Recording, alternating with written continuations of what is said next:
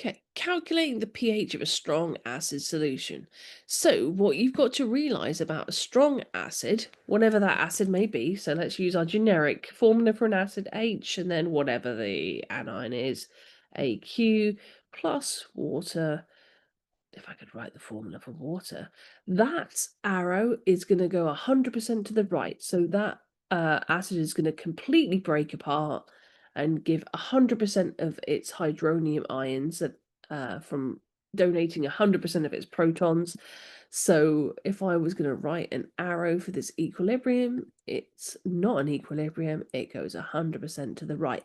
So that allows us to tell us something very important stoichiometrically, okay?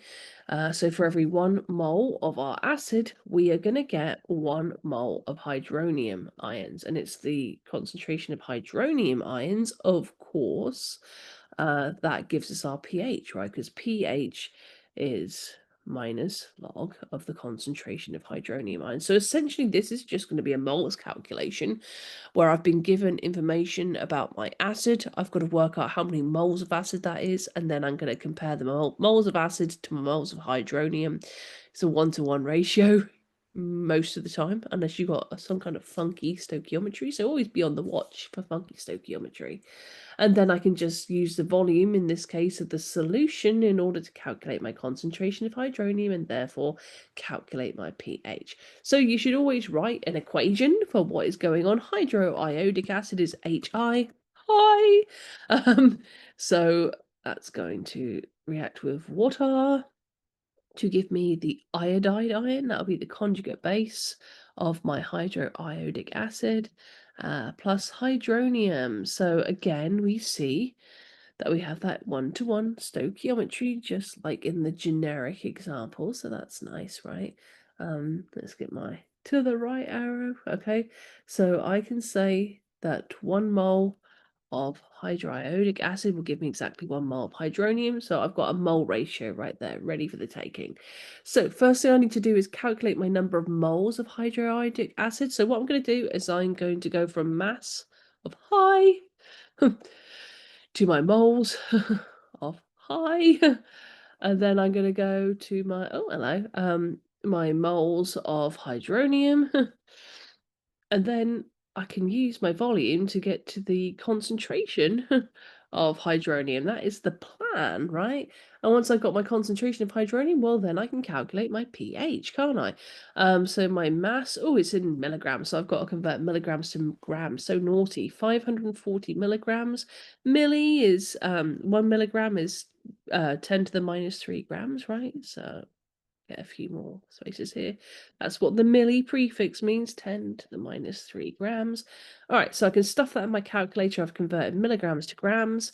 And then the molar mass of hydrogen iodide, look it up, calculate, it's about 127 and change. I've got 127.91231 grams for every 1 mole of high. Right, so milligrams cancels out, grams cancels out. I've got moles of high hydrogen iodide. So then this is where my mole ratio comes in for my balanced chemical equation. So I know this is like just timesing by 1, but we're going to go through the motions because one of these days you're going to do one of these problems and the stoichiometry won't be 1-to-1, and then you'll be like, why is my answer wrong? This is probably why your answer's wrong. 1 mole of hydrogen iodide liberates 1 mole of hydronium ions. Yay, so moles of hydrogen iodide cancel out. Our definition of concentration is moles per litre, right? So I just need to divide by the volume in litres. But oh no, Alex is so mean and gave me volume in millilitres. How will I ever cope? Um, so at the moment, my concentration is in units of moles per milliliters. That won't do, so I've got to convert milliliters to liters. Well, milli, 10 to the minus 3, so 1 milliliter is 10 to the minus 3 liters, right?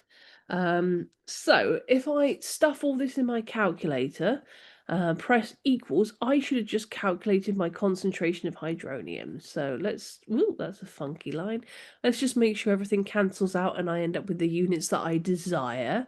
Milligrams cancels, grams cancels, moles of high hydrogen iodide cancel, and milliliters cancel. So I get units of moles of hydronium ion per liter, which is what I'm trying to calculate, right? My concentration of hydronium. So what do I get? I get, I don't know, I wrote it out already somewhere. I got 0.014 0.014557 moles per liter, which is concentration. But I'm not done yet. I've got a number, but I'm not done because I was asked for the pH. So pH is going to be minus log of my concentration of hydronium, 0.014557. And that shakes out to be, drum roll please, 1.83 blah blah blah, 3 significant decimal places, 83692, so it's 837 is my pH. And that's all you gotta do for those kind of questions. So basically, the difficult bit is stuff that you already know how to do from Gen Chem, which is moles, Stokey, and what's your problem, and then just realizing that you're calculating the concentration of hydronium. So depending on your balanced chemical equation will depend on the stoichiometric molar ratio between your moles of acid and your moles of hydronium. So watch out for things like sulfuric acid, H2SO4, because every 1 mole of H2SO4 is going to give you 2 moles of hydronium, right? So watch out for stuff like that. And if you've got something weird going on with the stoichiometry, right, with your base or whatever. Anyway, so this is going to be the key here. So this moles calculation is something you can do. We've done it before. You do it again, right? And then the new thing is taking that concentration of hydronium and calculating your pH.